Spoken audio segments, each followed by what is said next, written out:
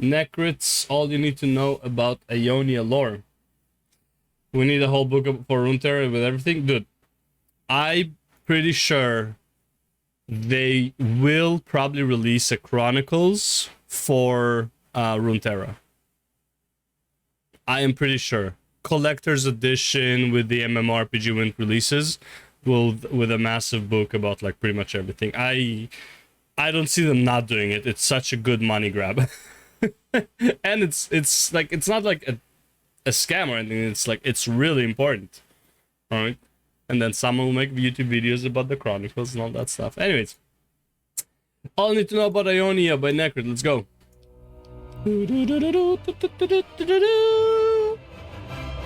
Hello everyone and welcome to another Hello. video that will help those of you who are just starting with the lore of League of Legends. Last time we had a look at Demacia and its questionable ways of dealing with mages. Blur. And this time we'll have a look at the region requested the most, Ionia. Yep. Unlike in Demacia, where the story Bro, is Ionia, easy to explain. like I said before, there's no way they're not releasing Ionia on like 1.0. There's no way. It's just the best looking area by far.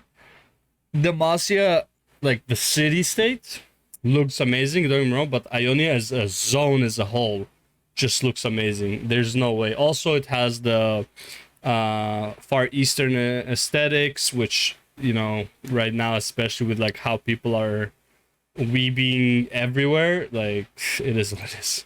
Ionia is kind of all over the place. Its lore has many different pieces, where each piece has a totally different origin. So if at times it feels like Ionia doesn't quite make sense, It's because it doesn't. you'll know what I mean by this as we go through the stories of all the Ionian champions. Yeah. Speaking of which, because Ionia contains so many champions with so many different stories, we will only quickly explain what's the deal with them. Okay. The priority is still to show people the basics, so they can head out and read any story they want without issues. So with that Fair. said, let's have a look at what Ionia even is. Although many may think that Ionia is an island, it is actually a continent, just like Valoran or Shurima. But the lands of Ionia are unique to the other continents, because here, nature is a powerful force. It is almost as if the entire continent was alive. But it's not just moving flowers and trees. The spirit of nature can also lower and raise water levels, call in hurricanes, or even command animals. And depending on how mortals behave in these lands, the spirit of nature can either help them or punish them. If you cut down a couple of trees in order to make a fancy house, the next morning you may wake up with your house being destroyed by the roots of the other trees. And if you hunt animals for sport, nature might call all the nearby animals to hunt you. With that said, you don't necessarily have to be vegan to live in Ionia. If you kill an animal in Ionia, you just need to make sure it doesn't go to waste. Yeah, makes You need sense. the meat for food and the fur to stay warm. That's the circle of life after all. But the moment you start Fair enough. hunting for fun, and not because you need to, Uh-huh. that's when you'll have to face the wrath of nature. Now, the story of Ionia doesn't really have a beginning, so we just have to start with the first mentions of Ionia we have. The first Ionian story happened about 6,000 years before the present events. During The those giants. most of the first human settlements were spread across the two main continents. But after wars erupted in both Shurima and Valoran, people started running away from all the conflict. And that's when humans started first arriving in Ionia too. Now, there is a little bit of a misalignment in the story. The main Ionian story explains that humans started running away from the Great Void War. But other stories that previously explained what the Great Void War was Wasn't were the- removed. So right now, Yeah. the only war with the Void we know about was in Icathia. But that Yeah, but that didn't make people escape, right? It was just the Rune Wars. was many years after the events of Ionia. So because things in this era Oh, this is actually even before the Rune Wars then. a little bit unclear. Just remember that Yeah. people were running away from some kind of cataclysm on Runeterra. Okay. And the only safe place for them at that time was Ionia. But of course, humans weren't the first beings to settle in Ionia.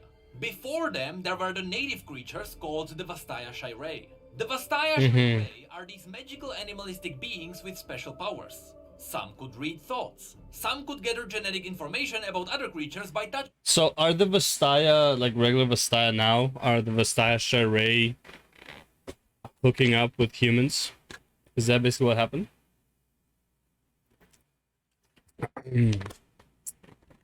The people who went to Ionia first are sick in the head. They're sick. It is a sickness. It is a sickness. Touching them.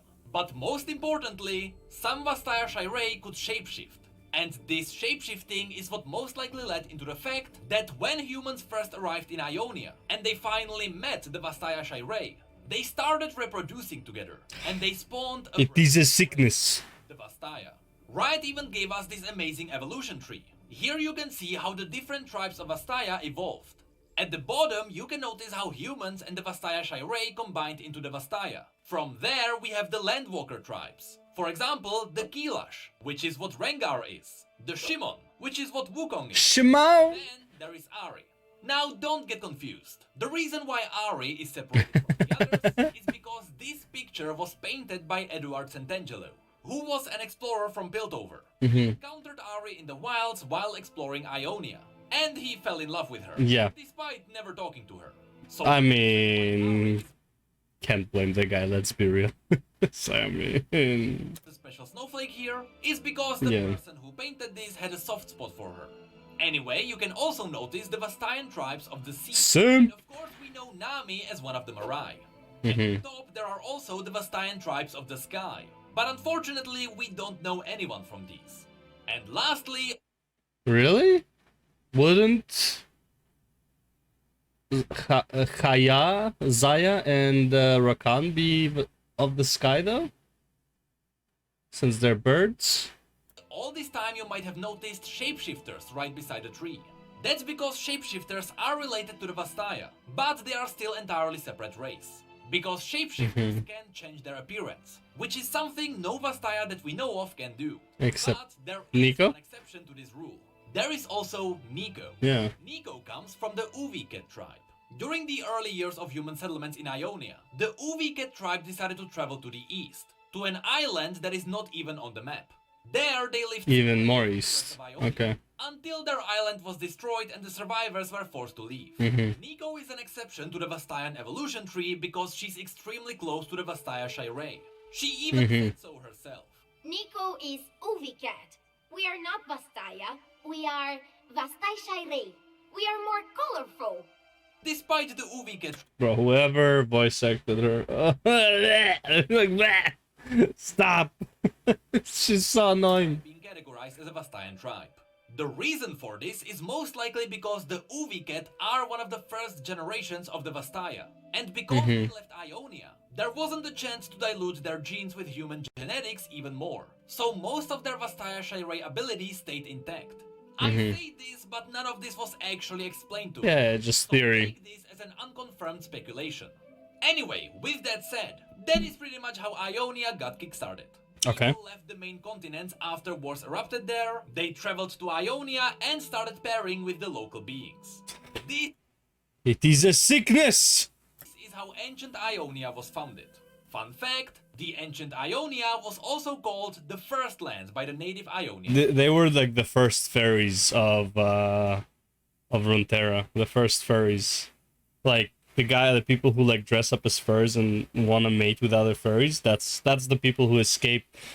I honestly don't think I don't think there was actually a cataclysm 6,000 years ago. I feel like the people of those two continents were like, yo, you guys are sick. We need to like you know, put you to the stick. You guys are like doing some weird shit. We don't want this outside. And they're like, I think they're gonna kill us all. We need to leave.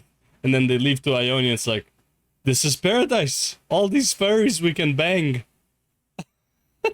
So From this disgusting. point on, It's a the sickness. story got all over the place. But I'll try to keep it accurate Oh, to the God. overall timeline. So we'll go from the oldest events to the newest. Years after Ionia got populated by humans and the Vastaya, the nation of the Iceborn rose in Freljord. With them, Yeah. there was Ivern the Cruel, a Freljordian warrior who was looking for a way to fight back the Iceborn and Yeah. save his people. He learned that according to a legend, there was a place that was said to be the source of all magic. So he set Some out tree. from the Frostguard harbors, and he traveled all the way to Ionia. When the Freljordian warriors arrived in Ionia, the locals surrendered, and they led Ivern to a sacred grove known as Omikayalan, the heart of the world.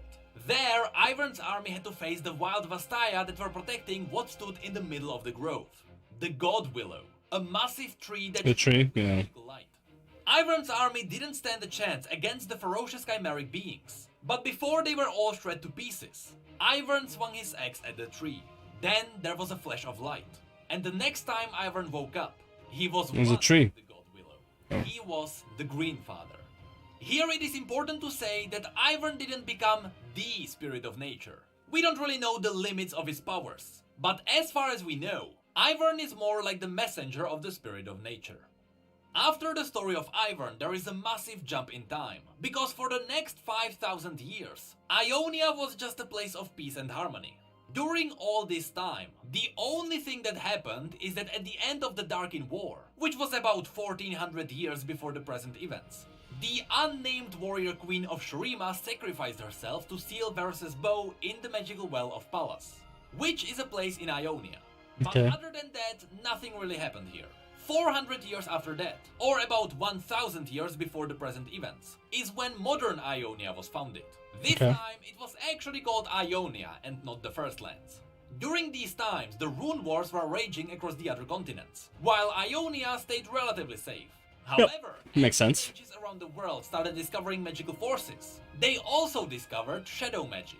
This was a special type of magic that required the mage to temporarily step into the shadow realms. In short, to make this a bit easier to understand, shadow magic borrows power from a realm beyond the physical plane.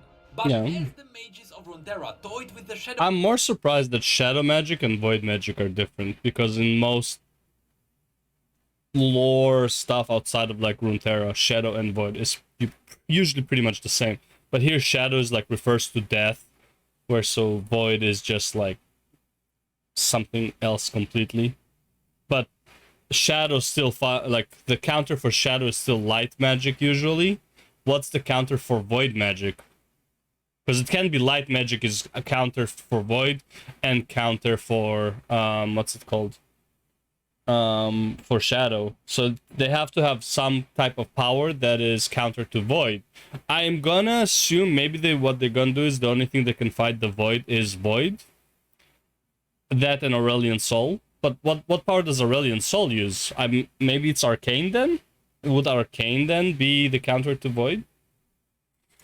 Shadow realms more and more. They accidentally spawned Nocturne inside these shadow realms. Oh, wow. Let me tell you, Nocturne doesn't like it when you step into his domain. So now, whoever is using shadow magic is risking their lives. Because Nocturne can find you there and butcher you. Now, the reason why I'm even talking about shadow magic... So how does this relate? So how does that relate to Lux's great-grandfather then? Was he a shadow mage? But he's Demacian. Despite the old video we made, there is the possibility that the shadow magic is very close to the shadow techniques. And it was about 1000 years ago that the ninja order of the Kinko Monastery banned shadow techniques. From this point on, we are in the modern era, and all the stories happen almost at the same time. So it will definitely feel like the story is all over the place. And again, because there is a lot of different stories happening here, we are just doing the TLDR versions of them. Except for the first one, but you'll see why. So, let's get on it. Roughly 40 years ago, we got the story of Shen, Zed, and Jin. Their story is quite a fan favorite, but it's quite long, so here's the short version. Shen and Zed were two boys who trained to become ninjas in the Kinko Monastery. They trained under the great Master Kusho, who was Shen's father. One day, Master Kusho, together with Shen and Zed at his side, were called to deal with a mystery. Their mission was to capture the infamous Golden Demon, a being that terrorized half of Ionia. And so, the three went on a really long journey, tracking down this monster. The issue was that this monster left behind grotesque-looking corpses, usually twisted in odd ways. Having to witness and study these corpses wasn't good for the mental health of the team. And so, as they dug deeper and deeper into the mystery, this horrifying experience changed them. Master Kusho's hair slowly turned white. Shen changed from a humorous student to a quiet boy. And Zed developed a certain dark side in his heart. In the end, he found out that the being responsible for all the killings wasn't a demon or a monster. It was a mere man called Kada Jin. Zed wanted Oh. to meet him where he stood, but Kusho stopped him, ordering that Jin I'm like, honestly, I'm not surprised that Zed betrayed the order. I mean, bro, yes, you gotta execute this guy, like, straight up, man. What? Like, he doesn't need a trial. He'd, like, kill him. Like, this guy's a fucking psycho. He enjoys killing. He creates art out of corpses. Like, yes, kill him. Like, it's no wonder Zed left the order and just... Jin would be imprisoned instead. After that, the three ninjas returned to the Kinko monastery, and Jin was put in the Tula prison. Here is where the story gets interrupted by another major event. Noxus. During these times, Noxus was Yep. led by Borem Darkwill, a mad leader whose mind was manipulated by LeBlanc. Hell yeah. LeBlanc promised him that he could find eternal youth in Ionia. And so, because he was already consumed by madness, Borem Darkwill launched the Noxian invasion of Ionia. A But campaign even super pixelated LeBlanc is holy fuck, she's on. that changed Ionia's future forever. First of all, as Yeah. Noxians started invading Ionian shores, some Ionians wanted to fight back, while others took the passive approach. As we mentioned, there was peace in Ionia for about 5,000 years. Yep. And it was mostly because the spirit of nature could deal with everything. Whatever evil approached Ionia, nature would instantly punish it. But Okay. some people believe that they should let Noxians be, because nature would deal with them and balance everything out. Others noticed that nature didn't have the power to push back this massive invasion. And so, Ionia split in two halves. Half of the nation wanted to fight back, while Yep, others makes believed sense. that the right approach was to let them be. Going back to the Kinko monastery, Zed believed that they had to fight Noxians with all weapons they had. Hell yeah. So he ventured deep into the monastery, where he found a black box. He opened the box and his mind was enveloped with forbidden shadow magic. After that, when Zed walked out of the monastery, he met Kusho and he told his master that he wanted to fight Noxians. But Master Kusho refused to fight. And so Zed left the monastery and he started his own order, where he taught his students how to use the shadow techniques against Noxians. Anyone who would threaten their lands, or anyone who stood idle not protecting them, would be marked as their enemy. This included the native Vastaya as well. So as you can tell, Zed went a little bit crazy. Just a bit. But what's worse, Zed realized that he was reaching his limits. And so he gathered his students and marched back to the Kinko monastery to get the black box. When they arrived at the monastery, Kusho surrendered. He didn't want to fight his student. And what happened next is a mystery to us. We know that Kusho and Zed walked together inside the monastery, but only Zed walked back out. He held the black box in one hand and a bloodied blade in the other hand. After that, Zed ordered his students to kill everyone, which forced the remaining ninjas such as Shen, Akali or Kennen to leave and continue their ninja training on their own. But don't worry, because the ninjas fractured even more, because Akali also wanted to fight Noxians, and so she left too. Also, Shen became the new Eye of Twilight, which is this super powerful ninja leader, who has the ability to step in and out of the spirit realm to keep balance on both sides. And on top of all of this, eventually people freed Jin, because the council or whatever. He was also really good at killing, and so people thought that he would be a really good weapon against the Noxians, which might have been a mistake. Maybe. I told you the ninja story was a bit longer, but that should be it. So let's have a look at the others now. But then, so how did Jin make it to Piltover then, after that? Did he just leave Ionia after the Noxus thing and just went to Piltover? The Noxian invasion continued. Noxians used all kinds of crazy weapons in this war. This included children. One of their tactics was to literally dump out... Wait a second. Wait a second. Included children. They used Jarvan the Fourth as a weapon. One of their tactics was to literally dump armed children at the shores. And because Ionians wouldn't know whether to fight back or not, these children could easily surprise them. One of these young living weapons was Kain. Kain was a Noxian kid who was used in the first wave of the invasion. He survived on his own until he met Zed on the battlefield. Who, instead of killing him, decided to accept Kain as his student and use his talents for a greater cause. Other teenage kids that were used in this war were Interesting. Reactor, who was dragged here all the way from Travail, and who decided to switch sides after she saw what Noxians were doing to Ionians, and Thalia. Oh, was she a Her kid? parents naively sent her to Noxus because they thought Thalia they is could a kid, find yeah. use for her powers. Was Riven Well, considered a they kid just at that ended up point? sending her to war. Later, as the invasion continued deeper into Ionian lands, Noxians started using chemical bombs to reach the capital city, Navori.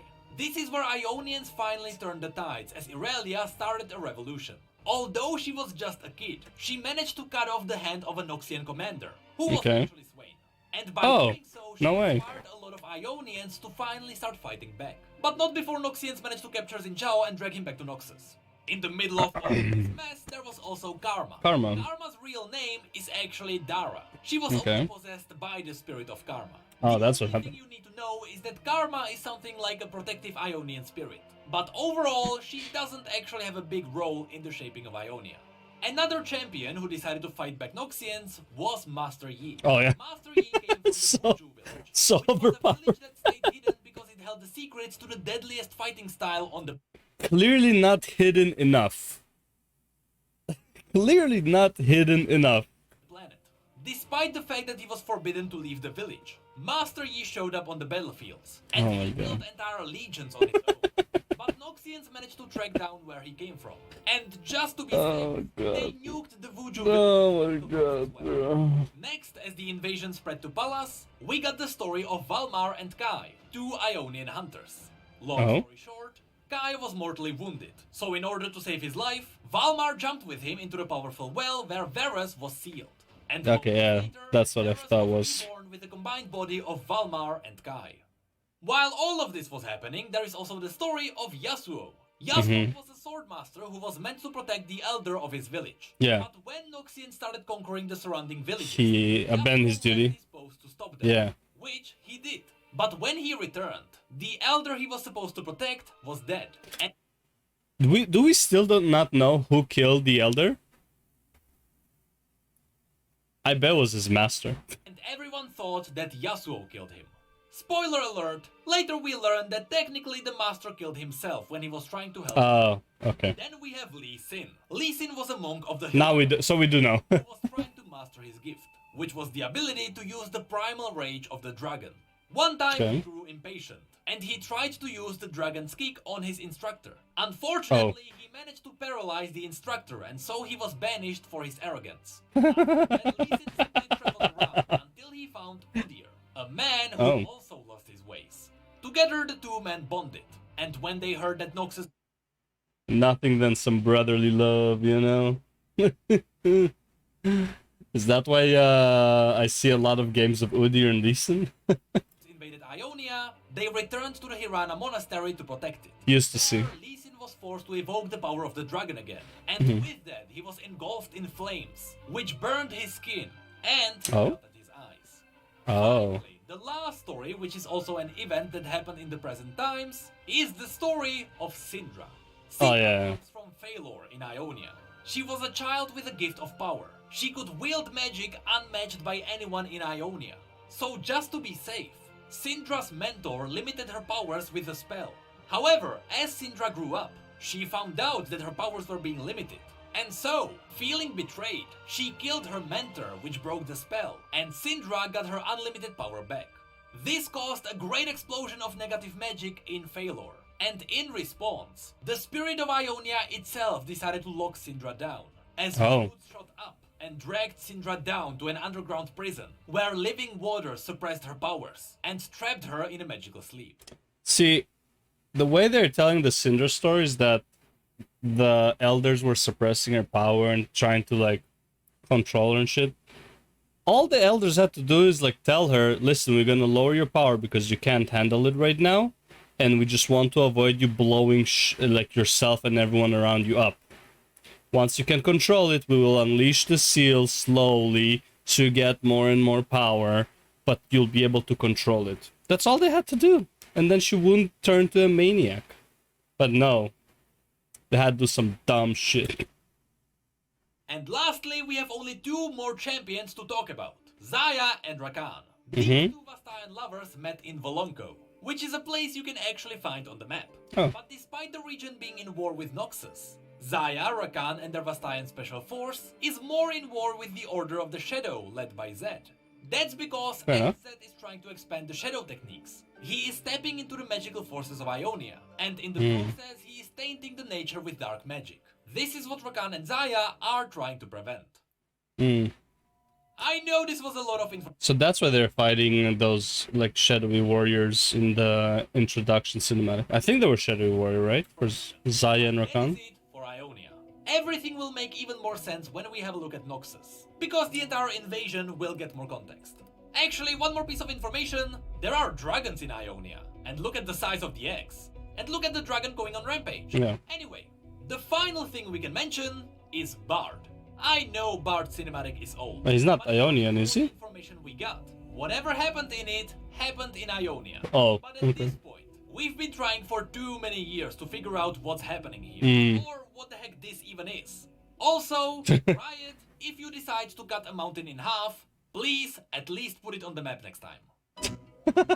Which mountain was cut in half? Did you know that on social media and Twitch where we talk about other Oh god, bro. Okay, is that the champion teaser? Yeah, they're fighting like shadow ninjas, right? Oh yeah, and there's Zed. Okay.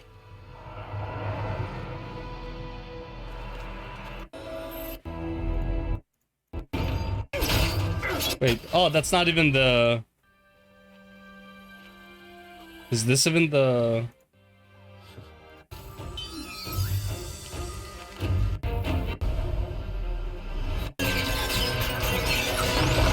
I feel like this is not...